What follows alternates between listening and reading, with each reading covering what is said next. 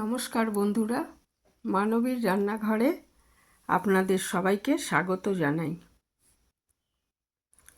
আমার আজকের রেসিপি আলুর পরোটা। অত্যন্ত জনপ্রিয় এই রেসিপিটি। মূলত আলুর পরোটা পাঞ্জাবি রেসিপি বলা হয়, তবে আমি নর্থ ইন্ডিয়া আর বাংলার কথাও বলছি যে আমরা কিন্তু সবাই আলুর পরোটা খেতে ভালোবাসি এবং অনেকেই ঘরে বানাই। তো আমিও প্রায়ই বানাই। তো দেখে নিই যে আমি কিভাবে আলুর পরোটা বানাই। একাধিক রকমই বানাই, তবে আজকে একটা রেসিপি শেয়ার করছি। এর জন্য আমি মানে 5টা আলু পরোটা হবে এরকম মাপ করে নিয়ে নিয়েছি আটা। একটু গোলাগুলো বড় হবে সেই বুঝে নেবেন। আর পরিমাণ মতো নুন আর হাফ চামচ মতো জোয়ান দিয়ে দিলাম। জোয়ান দিলে কি হবে না, হজমেও সাহায্য করবে আর খেতেও ভালো লাগবে বেশ, সেই জন্য দিলাম। আর যতটা আটা নেবেন সেই হিসাবেই নুনটা নিতে হবে। একটু নুনটা হলেই ভালো লাগবে খেতে। এমনি রুটিতে আমরা যতটা নুন দিই তার থেকে একটু বেশি নিলেই ভালো হয়। এরপর আমি আটাটা মেখে নিচ্ছি। আটা আর ময়দা মিশিয়েও করা যায়, শুধু ময়দাতেও করা যায়, তবে শুধু আটাতে করলে কিন্তু খুব ভালো হয় আলুর পরোটাগুলো, আর খুব হেলদিও। ময়দা তো বেশি খাওয়া ভালো নয়, তো শুধু আটাতেও করতে পারেন। আমি বেশিরভাগ সময় শুধু আটাতেই করি। আর ইচ্ছে করলে একটু ময়দাও মেশাতে পারেন এতে। আটাটা আগে খুব ভালো মতো মেখে নিতে হবে, যেন বেশি নরম না হয় আবার বেশি শক্তও না থাকে, সেইভাবে মেখে নিতে হবে। খুব ভালোভাবে আটাটা আগে মেখে নিচ্ছি। তারপর আটাটা মাখা হয়ে গেলে এর মধ্যে একটু সাদা তেল দিয়ে, আমি আজকে অলিভ অয়েল ব্যবহার করেছি, ইচ্ছে করলে অন্য সাদা তেলও ব্যবহার করতে পারেন। আটাটা ভালো মতো মাখা হয়ে গেলে এতে একটু অলিভ অয়েল ছড়িয়ে আমি 15-20 মিনিটের জন্য ঢাকা দিয়ে রেখে দেবো এটা আটা মাখাটা। আর এখন তো বর্ষাকাল, এখন অনেক সময় দেখা যায় যে এমনিও একটু বেশি নরম হয়ে যায় আটা মেখে রাখলে, তো সেই বুঝে আর কি আটাটা মাখবেন। বেশি নরম হয়ে গেলে বেলতে অসুবিধা হবে। তো ভালো মতো মাখা হয়ে গেছে। আমি এই যে সাদা এই অলিভ অয়েল, এর মধ্যে যে কোনো সাদা তেলে দিতে পারেন, একটু দিয়ে আবার একটু মেখে, অনেকে প্রথমে আটাটা মাখার সময়ও সাদা তেল ব্যবহার করেন, সেটাও করতে পারেন। তো মেখে এই যে আমি তেলটা মাখিয়ে আবার আরেকটু মেখে নিলাম আটাটা, নিয়ে এটা ঢাকা দিয়ে রেখে দিচ্ছি। তাহলে কি হয়, খুব সফট একটা ভাব চলে আসবে আর ভালো ফুলবে আলু পরোটাগুলো এবং খেতেও ভালো লাগবে। এইভাবে তেল মাখিয়ে যদি আমি আরেকটু মেখে রেখে দিই ঢাকা দিয়ে, অন্তত 15 মিনিট ঢাকা দিয়ে রাখবো। আর ওইদিকে আমি আলু কিন্তু আগেই সেদ্ধ করে নিয়েছিলাম, 4টে ছোটো সাইজের আলু সেদ্ধ আর দেখালাম না। তারপরে আলু সেদ্ধগুলো ঠান্ডা হতে হবে ভালো মতো। ঠান্ডা হওয়ার পর এটা আমি গ্রেট করে নিচ্ছি।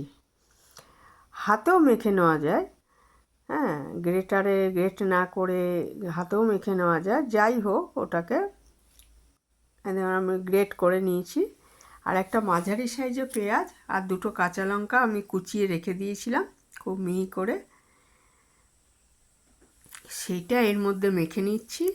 এর মধ্যেও আমি পরিমাণ মতো বিট লবণ ব্যবহার করেছি,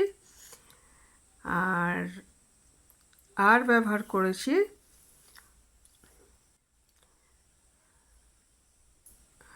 এই যে বিট লবণ আমি দিয়ে দিয়েছি হাফ চামচ। চামচটা কিন্তু বেশি বড় নয়, ছোটো চামচেরই। আর 1 চামচ দিয়ে দিলাম চাট মশলা। চাট মশলা না থাকলে আমচুরও দিতে পারেন। সামান্য লাল লঙ্কার গুঁড়ো দিয়ে দিলাম। শুধু কাঁচা লঙ্কাতেও করতে পারেন, কাঁচা লঙ্কা কুচি তো দেওয়াই হয়েছে। ঝালটা যাতে আরেকটু বেশি হয় সেই জন্য আমি লাল লঙ্কার গুঁড়োটা ব্যবহার করেছি।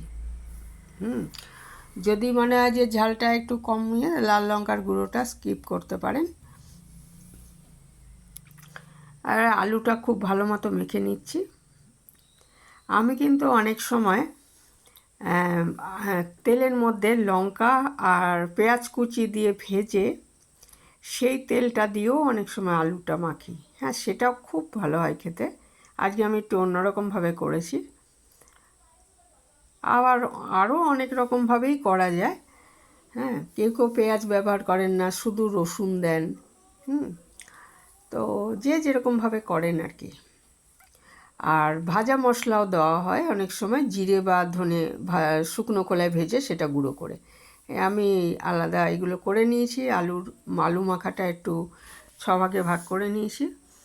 তবে এই যে আটাটা আমি মেখেছি এটা তো 5টার জন্যই করেছি আমি। তো 5টা আমি বড় বড় গোলা করে নিচ্ছি। 15-20 মিনিট পর এটাকে এই যে আটা মাখাটা রয়েছে সেটাকে মানে রুটির থেকে অনেকটাই বড় হবে। একটু বড় না হলে কিন্তু ভালো হবে না, কারণ এর মধ্যে তো আমাকে আলুর পুরটা দিতে হবে, কাজেই গোলাটা একটু বড় করবেন। সাধারণ রুটির গোলার প্রায় 1.5 গুণ করলে ভালো হবে। আর এই যে আমরা যেভাবে পুলি পিঠে বানানোর সময় এরকম বাটির মতো করি, সেইভাবে এইটাও কিন্তু অনেক রকম স্টাইলে করা যায়। ইচ্ছে আছে পরে আরেকদিন আরেক স্টাইলে দেখাবো। এইটা আমি সাধারণত যেভাবে করি আমি সেটাই দেখাচ্ছি। দিয়ে দেখুন আমি এটা ভালো করে মুড়ে দিচ্ছি। এমনভাবে মুড়ে দিতে হবে যাতে পুরটা না বেরিয়ে যায়। হ্যাঁ, আর বেলার সময় সাবধানে বেলতে হবে, সেটা আমি দেখাচ্ছি। বাড়তি অংশটা একটু আমি করে দিলাম, পরে ওইটাও ব্যবহার করে নেওয়া যাবে আটার টুকরোটা। এটা আমি এইভাবে গোলাগুলো আগে বানিয়ে রেখে দিচ্ছি,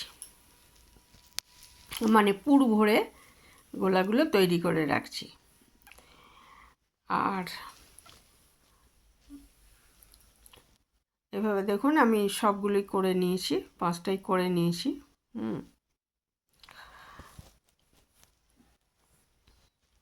আর বেলার সময় আমি আটা দিয়ে বেলবো এটাকে। আটা দিয়ে না বেললে তেল দিয়ে বেলতে অসুবিধা হবে, যদি সম্ভব হয় বেলতে পারেন। আটা নিয়ে নিয়েছি, নিয়ে আমি এটাকে প্রথমেই কিন্তু আমরা রুটি যেমন করি ওইভাবে আমি বেলবো না। এটা প্রথমে আটা দিয়ে এটাকে আমি একটু এরকম হাত দিয়ে চেপে চেপে একটু বড় করে নেব। হ্যাঁ, তাহলে কি হবে, ভেতরে যে আলুর পুরটা আমি দিয়েছি সেটা সমানভাবে ছড়িয়ে যাবে, আর বেলার সময় সুবিধা হবে আর কি, বেরিয়ে যাবে না পুরটা। হ্যাঁ, এটা আমি এইভাবে প্রথমে চেপে চেপে এটা একটু হাতে একটু রুটির শেপ দিয়ে নিচ্ছি, তারপর আমি এটা হালকা হাতে বেলে নিচ্ছি। হ্যাঁ, ধারগুলো যেন বেশি মোটা না থাকে সেইভাবে আমি হালকা হাতে এগুলো বেলে নিচ্ছি। একটু মোটাই রাখবেন, একদম পাতলা করবেন না, তাহলে পুরটা বেরিয়ে যেতে পারে আর ফুলবে না, ভালো লাগবে না আর কি। তো আমি কিন্তু খুব বেশি বড় করিনি, দেখুন মোটামুটি, তা আবার খুব ছোটও করিনি, মোটামুটি মাঝারি সাইজের করে নিয়েছি। এই যে দেখুন একটুও কিন্তু পুর বেরিয়ে যায়নি, দেখলেই বুঝতে পারবেন। অনেক সময় কি হয়, বেলার সময় পুর বেরিয়ে যায়, তো আমি যেভাবে বললাম ওইভাবে করলে পুরটা বেরোবে না। হ্যাঁ, আচ্ছা,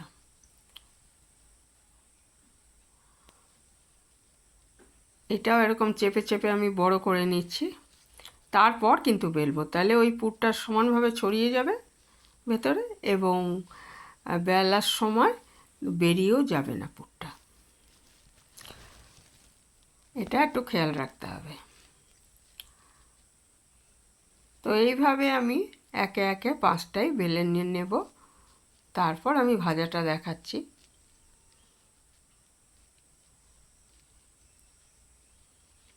এবারে দেখুন একটা ননস্টিক তাওয়া নিয়ে নিয়েছি, এটা ভালো হয়, এমনিতেও করতে পারেন, অসুবিধে নেই। দিয়ে এটা হচ্ছে প্রথমেই কিন্তু আপনি সাদা তেল বা ঘি সব কিছুতেই করতে পারেন, তবে প্রথমেই কিন্তু আমি তেল বা ঘি দেব না। প্রথমে রুটির মতো আগে 2 পিঠ সেঁকে নিতে হবে। প্রথমে তেল দিলে কি হবে, তেল অনেক বেশি টেনে নেবে এবং খেতেও কিন্তু ভালো লাগবে না। হ্যাঁ, তো প্রথমে আগে কিন্তু আমি রুটির মতো 2 পিঠ আগে সেঁকে নেব, তারপর তেল বা ঘি যাই দিই না কেন, আমি আজকে অলিভ অয়েলই করেছি। ইচ্ছে করে সয়াবিন অয়েলে করতে পারেন, রাইস ব্রেন অয়েলে করতে পারেন, যে কোনো সাদা তেলেই করতে পারেন। তো ঘি দিয়ে করলে স্বাভাবিক টেস্টটা খুব ভালো হয়। আজকে আমি এটা অলিভ অয়েলে করেছি যাতে হেলদি হয় বেশি। 2 পিঠে আমি এটা তেল দিয়ে ভেজে নিচ্ছি।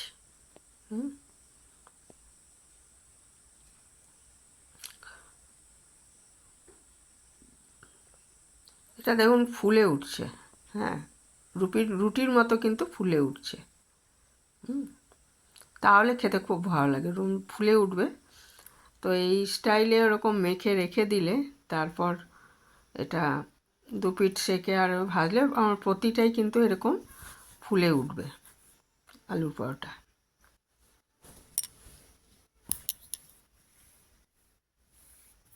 এইভাবে আমি সমস্ত পরোটাগুলো ভেজে নেব, আর 5টাই ভেজে নিচ্ছি এইভাবে। আর এটা সসের সাথে খুব ভালো লাগে, রায়তার সাথে খেতে পারেন, আচারের সাথে খেতে পারেন।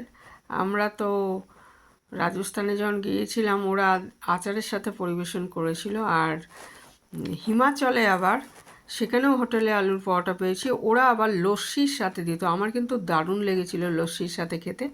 তবে এমনি কিন্তু আমি সকালে দিয়ে খেলে চায়ের সাথে খেতে পছন্দ করি। এটা দুধ চা যদি হয় তার সঙ্গে আলুর পরোটা, এটা কিন্তু দারুণ লাগে। তো আপনারা ইচ্ছে মতো যে যেটা পছন্দ করেন, সসের সাথে অথবা আলু আমের আচার বা মিক্সড আচার সব কিছুর সাথে ভালো লাগে। অনেকে টক দইয়ের সাথেও খান।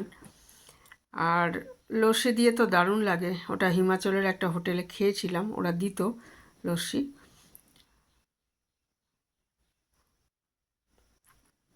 তো অত্যন্ত সুস্বাদু আলুর পরোটা কিভাবে বানানো যায় আজকে আমি সেটাই দেখালাম। ইচ্ছে আছে পরে আরেক দিন একটু অন্যভাবে দেখাবো, সেখানে পুরটাও একটু অন্যরকম থাকবে আর বেলার স্টাইলটাও অন্যরকম থাকবে, সেটা আরও সহজে করে নেওয়া যায়। যাদের ওইভাবে পুর ভরে করতে অসুবিধা তারা সেটা করতে হবে না, আমি অবশ্যই একদিন দেখাবো। আজ এখানেই শেষ করলাম। ভালো থাকবেন সবাই, যারা এ পর্যন্ত দেখলেন অসংখ্য ধন্যবাদ।